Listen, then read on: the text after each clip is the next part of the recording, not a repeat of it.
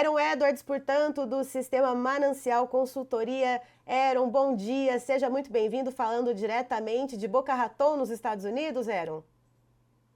Sim, eu moro em Boca, eu estou em viagem, na realidade cheguei em solo brasileiro hoje, vou estar fazendo algumas palestras no Paraná semana que vem, então estou em viagem, mas é um dos maiores relatórios do ano, então o mercado não para, a gente não pode parar também. Opa, tá em terras tupiniquins, então, tá aqui tá mais perto da gente do que a Exatamente, gente exatamente, imaginava. Aaron, matando a saudade do Brasil. Gente, vocês estão vendo, vocês já conhecem o Aaron Figurinha Carimbada, mas estão vendo que o português dele é muito melhor do que muita gente que mora no Brasil, muito melhor do que eu, porque o Aaron, ele é uma figura brasileira também, ele é americano, mas é um americano muito brasileiro, né, Aaron? Coração brasileiro, gosto muito do Brasil. E em relação ao relatório, esse relatório do fim de junho é um dos maiores relatórios do ano e quase sempre acompanhado de volatilidade, ou pelo menos a possibilidade de volatilidade. E a gente já tem visto um mercado muito pesado em antecipação a hoje. Vamos esperar para ver os números publicados para começar a próxima rodada de negociação climática e tal a partir da semana que vem. Mas o relatório de hoje é muito importante, muito crítico. Muitos anos direciona o mercado para a segunda parte do verão norte-americano, julho, agosto. Então, é algo para marcar de perto. Então vamos lembrar, você que nos assiste aqui pelo Bom Dia Agronegócio, esses relatórios do USDA, eles saem a 1 hora horário de Brasília, então logo em seguida vocês já conseguem conferir aqui no Notícias Agrícolas esses dados já traduzidos para as unidades de medidas que a gente está acostumado aqui no Brasil, porque o relatório ele sai com algumas unidades de medidas um pouquinho diferentes, então fique ligado também no Notícias Agrícolas. E Aaron, o que eu queria perguntar para você é o seguinte, vamos por partes, né? São 2 relatórios, um é o de estoques trimestrais e o outro, então, é o de intenção de plantio. Quando a gente fala nos estoques trimestrais, né, a gente já estava trazendo um relatório ali do final do mês de março, né, de estoques ali maiores, então, desde há 15 anos, né, que não se via estoques tão grandes do produtor segurando os grãos nas propriedades. O que a gente deve ver nessa revisão agora do mês de junho, como que isso também deve resvalar não só no mercado brasileiro, mas globalmente quando a gente fala dos estoques? A, a opinião do mercado é que a gente vai ter estoques grandes, bem maiores do que o ano passado. Os estoques norte-americanos não estão caindo, tem muita soja, muito milho em mão de produtor.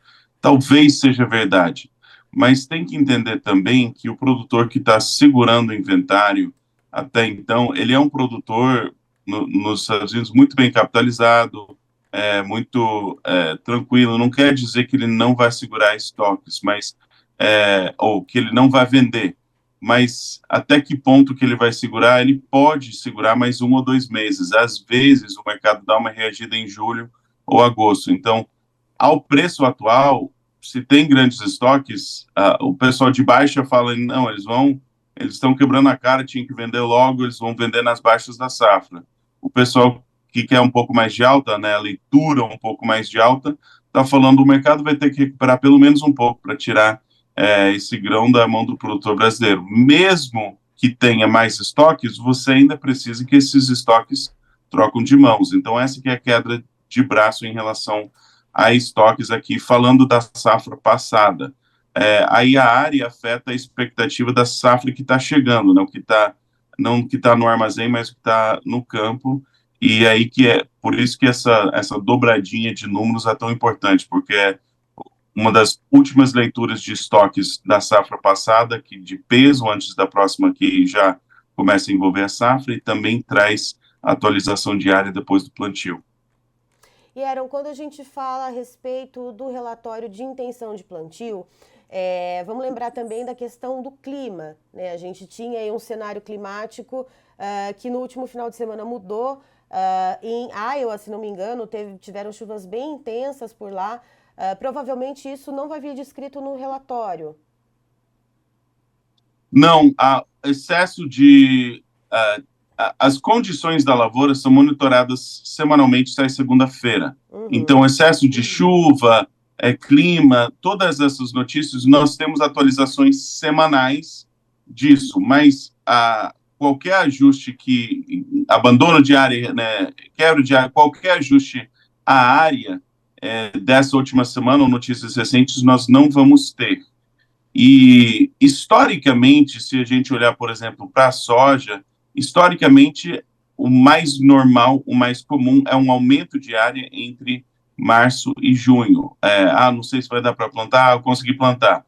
Mas em 3 dos últimos 5 anos que coincidiram com preços fortes e todo esse cenário, nós tivemos uma redução drástica da área de soja, e é muito difícil falar opinião, mas eu andei em 7 estados, 60% da área de soja, e olha, eu vi muita soja, mas eu vi muito milho, e eu tenho minhas dúvidas se vai ter tudo isso de soja, isso é opinião pessoal, não estou falando média de mercado, dados, estou falando opinião. Eu tenho minhas dúvidas se a área de soja vai ser tudo que o mercado está esperando. Pode ser, mas eu ainda fico com o pé atrás. E que nem você falou muito bem, passando esse relatório, o clima não está às mil maravilhas. Tem muito campo alagado, tem área perdida. O mercado acha que a chuva, rain makes grain, a chuva faz o grão, mas excesso de chuva também é problema. Então, para mim, ainda é um mercado que eu sempre prezo por tentar vender antes do fim de junho para evitar a volatilidade desse relatório, mas o mercado embaixo do jeito que está, eu acho importante lembrar que muitas vezes em julho e agosto nós temos boas oportunidades ou oportunidades razoáveis ainda de mercado. Então, para mim está cedo falar não acabou, né, o fim da festa, preço bom já não vai ter mais, está cedo, na minha opinião. E Aaron, comentando isso que você trouxe, né, dessa sua rodada, né, nas lavouras aí dos Estados Unidos. Aí não, né, porque você está no Brasil, nas lavouras lá dos Estados Unidos. Você comentou, então, que a sua visão ali, né, essa opinião pessoal, de que pode ser que a área de milho ela tenha crescido um pouquinho em cima da área de soja. Há alguma razão que a gente consiga explicar isso para a nossa audiência, para trazer essa informação? Com certeza, e é muito importante, quando a gente tenta digerir informações do mercado, para mim, é importante ver as pesquisas oficiais do USDA, é importante ver a leitura, a opinião do produtor, é importante ver com os próprios olhos e tentar montar um quebra-cabeça, mas qual que é o motivo? Por que plantariam mais milho e menos soja? Via de regra, o produtor brasileiro, ele pensa primeiro na soja e segundo no milho, ele dá preferência pela soja. Mas nos Estados Unidos, o produtor americano, ele adora plantar milho, ele prefere o milho. O que aconteceu ali no meio de maio, no meio do plantio, plantadeira rodando, aquela euforia de plantio, foi quando o milho em Chicago bateu na casa, quase chegou nos 5, passou dos 4,90, olhando para o contrato de dezembro, safra nova. Para muito produtor, especialmente se eles fizeram algum tipo de venda antecipada, algum tipo de trava 5,10, 5,20, 5,30 lá atrás, esse preço remunerava o milho adequadamente, não os lucros de anos anteriores, mas tira os custos e sobra um pouco. Condição boa de plantio, milho em $5, plantadeiro rodando. O que eu acho que pode ter acontecido, assim, a minha opinião, né, não embasado em pesquisa, mas embasado em vendo o campo, eu acho que tem muito produtor que falou, eu sei que a gente ia fazer metade da área de soja, metade de milho, mas deixa a plantadeira de milho rodando mais um dia, aquele talhão que a gente estava indeciso, vamos plantar logo o milho. Que foi bem essa decisão que acontece 9 horas da noite, depois você rodou 3 dias seguidos, fala, não, deixa aí regulado para o milho, vamos plantar mais um pouco de milho, porque eu vi muita área de milho. Por exemplo, Iowa é normal, talvez 60% milho e 40% soja, mas tinha muita soja? Tinha, mas tinha muito milho, era muito mais fácil ver o milho. Então, por isso, observação, não é nada científico, por assim dizer, mas também eu rodei muito quilômetro, muita milhagem, e essa visão de que foi bem mais fácil ver milho do que soja, em quase todos os estados. Eu acho que é em função da condição no momento do plantio. Então, isso é algo que eu estou acompanhando de perto no relatório de hoje para ver se a gente vê esse crescimento das área aumentando de milho em relação à soja. E aí, pensando nisso, Eron, e vendo essa safrinha, né, essa segunda safra desafiadora de milho que a gente está vendo aqui no Brasil, como que a gente combina esses dois fatores, né? Um possível aumento, ainda que não seja um aumento substancial de área plantada de milho nos Estados Unidos, mas ainda assim um aumento, e essas perdas que a gente está vendo na segunda safra de milho aqui no Brasil, como que a gente junta essas duas pecinhas de quebra-cabeça e a gente começa a entender a questão de formação de preço? Se você pegar a produção projetada da Conab e você pegar a projeção de demanda do USDA para o milho brasileiro, os estoques finais ficam negativos. Então, os estoques brasileiros de milho estão potencialmente muito apertados. Por que potencialmente? Depende da exportação. Se você é um consumidor doméstico de milho no Brasil, você precisa garantir os seus estoques de milho, porque se sair a exportação prevista, vai faltar milho no Brasil. Então, por isso que a gente está vendo, mesmo que Chicago em queda, a gente está vendo milho estabilizado no Brasil, porque eles não podem deixar o milho sair do Brasil. Qual que é a contrapartida disso? Se você é um comprador de milho no mundo, você precisa bater na porta dos Estados Unidos. É um pouco mais tarde do que o normal? Sim. O normal teria sido mais milho nos Estados Unidos, já teria trocado de mão pela demanda, e aí nesse período do ano o mundo conseguiria comprar milho bem barato no Brasil na chegada da safrinha. Mas os estoques, a condição que você falou da chegada do milho safrinha no Brasil, está deixando os compradores de milho no Brasil meio que nervosos. Vamos garantir que não saia todo esse milho para o mercado de exportação, e aí está gerando demanda para os Estados Unidos. O que pode ser interessante sobre isso, por uma ótica de alta, se a gente vai falar qual que é vamos desenhar um cenário de alta. A demanda que talvez não apareça nesse relatório de hoje vai chegar em julho e agosto, demanda por milho norte-americano. E esses estoques extras que raramente você consegue consumir entre o relatório de junho e a safra americana, quando chega mais milho, esses estoques extras vão ser muito valiosos ao mercado. E confirmando essa tese, o nível de prêmio nos Estados Unidos, tanto para a soja quanto para o milho, não está ruim. O prêmio está razoavelmente forte. O que está pesando são os especuladores que insistiram em vender por todos esses números de baixa. Então, ainda tem cenas para o próximo capítulo, de julho, agosto, sempre tem, mas esse ano, com todo o peso. A principal coisa que eu tenho descoberto para o produtor é que tem que acompanhar as notícias, sim, tem que acompanhar o mercado, sim, mas bola de cristal ninguém tem. O que paga as contas é você conseguir tomar decisões assertivas. E é possível você tomar decisões que fazem sentido, você montar o quebra-cabeça e falar o que eu preciso fazer. E mesmo que esse relatório incerto, para mim é muito claro o que os produtores precisam estar fazendo dependendo da situação de cada um, tanto nos Estados Unidos quanto no Brasil. Eron, a gente está com uma pergunta aqui, ó, o Dionaldo Salles Oliveira. Ele pergunta o seguinte: essa semana foi divulgado que o Brasil ultrapassou os Estados Unidos na exportação de pluma de algodão. E como o clima impacta a colheita de algodão nos Estados Unidos, o Brasil ele deve manter essa posição? Eu acho que quem aposta contra o potencial do agro brasileiro nunca se dá bem. Então, teve em várias culturas, teve disputa, né? Esse ano os Estados Unidos está com mais soja, o Brasil e tal, mas o Brasil saiu por cima.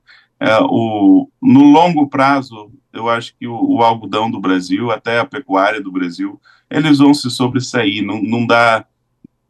Ao longo do tempo, para mim, o mercado brasileiro vai dominar as áreas que não dominam, vai dominar. A produção de milho vai ser difícil alcançar, mas a exportação de milho já foi. Para mim, algodão vai no mesmo sentido. Pode ter oscilações ao longo dos próximos 1 a 2 anos, mas eventualmente sim. Então, não dá para apostar contra o potencial do agro brasileiro. O Brasil é formidável na produção. Mesmo na dificuldade, a gente consegue dar a volta por cima, né, Eron? Exatamente. E Aaron, então, em resumo, né, para esses dois relatórios importantes que saem hoje, né, dessas revisões, tanto de intenção de plantio quanto também de estoques trimestrais, a gente deve continuar a ver esses estoques, tanto de milho quanto de soja, nos Estados Unidos ainda elevados, e essa questão da intenção de plantio pode ser que a gente veja, então, um pequeno avanço do plantio da área de milho sobre a área de soja, correto? Exato. A expectativa do mercado é estoques bem maiores que ano passado e área maior também, comparado com março, tanto para soja quanto para milho e trigo. Essa é a expectativa do mercado. Esse ajuste entre soja e milho é minha opinião, né, depois de ver. Então, mas independente do que o relatório publicar, nessa altura a gente precisa publicar esses números, deixar o mercado fazer o que vai fazer, como o USDA muitas vezes faz, eles soltam a bomba na sexta-feira, negocia 2 horinhas, aí fica o final de semana inteiro para o mercado ficar remoendo se deveria entrar comprado ou vendido na segunda-feira. Mas estamos aí e vamos ver a publicação, vamos ver o que sai de fato e como o mercado reage. E essa questão dos estoques, né, deles continuarem sendo bem maiores do que no ano passado, isso já vem sendo precificado de alguma maneira, Aaron, tanto lá nos Estados Unidos como aqui no Brasil? O preço no Brasil, tanto para soja quanto para milho, eles estão sustentados mais pelo câmbio e pela demanda pelo grão mesmo, o prêmio. Chicago, não que Chicago não esteja afetando, mas é, o mercado brasileiro não sentiu essa queda toda em Chicago, se olhar o preço em reais, não foi pesado. Nos Estados Unidos, o preço caiu. É, Agora, tem oportunidades, o prêmio melhorou um pouco e tal, mas sim, está sendo precificado, os especuladores, eles quase reduziram, neutralizaram sua posição vendida, aí o plantio foi bem e voltaram a vender. O principal peso no mercado está vindo de venda dos especuladores. Para nós termos uma outra rodada de baixa, na minha opinião, a gente vai ter que chegar naquelas vendas de desespero do produtor norte-americano, que os especuladores derrubam o preço até o ponto que o produtor americano precisa vender. Mas isso é coisa para mais próximo da safra, provavelmente, fim de agosto, setembro, que aí o produtor não tem mais opção, ele acaba precisando aceitar o preço e vender se ele já não se programou com antecipação. Então, é um mercado pesado, muito da queda, na minha opinião, já foi precificado. Julho e agosto muitas vezes trazem esperança. E, para mim, vamos deixar sair esse relatório e ver as condições de lavoura na segunda-feira, porque eu ainda está cedo, na minha opinião, para falar que morreram todas as oportunidades de preço em Chicago, mas vamos ver. Como você disse, deixa o USDA jogar a bomba e sair correndo, né? E deixar o final de semana todo mundo aí com a pulga atrás da orelha, né, Aaron? Exatamente. Aaron, muito obrigada pela sua presença aqui com a gente. Aaron do Sistema Manancial Consultoria, uma figura muito carimbada aqui com a gente, com uma expertise enorme, metade com o pezinho lá nos Estados Unidos, metade com o pezinho aqui no Brasil. Muito obrigada, meu caro. Até a próxima. Até.